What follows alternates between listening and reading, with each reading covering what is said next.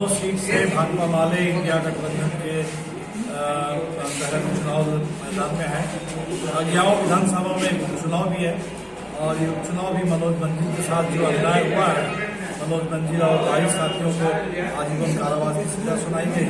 और इसके चलते मनोज जी की विधानसभा सदस्यता खत्म हो गई और इसलिए चुनाव है उपचुनाव। ये दोनों चुनाव हम लड़ रहे हैं। सुदामा जी आरा से हमारे उम्मीदवार हैं, राजा राम जी काराकाट से उम्मीदवार हैं और साथी श्री प्रकाश रंजन यहाँ से विधानसभा में अज्ञाओं से चुनाव में हमारे उम्मीदवार हैं। तो इस चुनाव में भोजपुर के जनता से अपील है,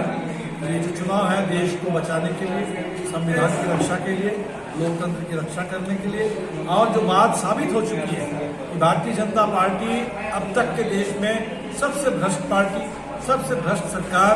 और अगर तीसरी बार ये सरकार लौट के आती है तो बचा कुचा लोकतंत्र कुछ भी नहीं आप बचेगा, संविधान खत्म हो जाएगा। और इसीलिए संविधान और लोकतंत्र को बचाने के लिए,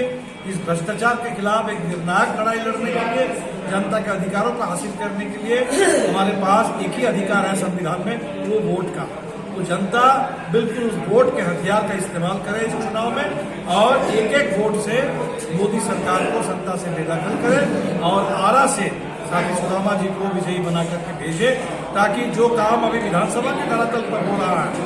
यहाँ के किसानों, बटाईदारों, फुटपाथ दुकानदारों, यहाँ के तमाम जो मेहनत के स्वभाव हैं, उनके सवालों पर जो लड़ाई हम यहाँ लड़ रहे हैं, जो लड़ाई मनोज मंजिल जी लड़ रहे थे, सड़क पर स्कूल हो, कोरोना काल में इलाज का मामला हो, ये तमाम सवाल, ये लड़ाई आप विधानसभा से लेकर के दिल्ली की संसद में भी, देश के लोकतंत्र के सबसे बड़े पंचायत में भी इस लड़ाई को हम लोग लड़ सके, ये मौका हमारे को मिलना चाहिए। ये अपील भोजपुर के मतदाताओं से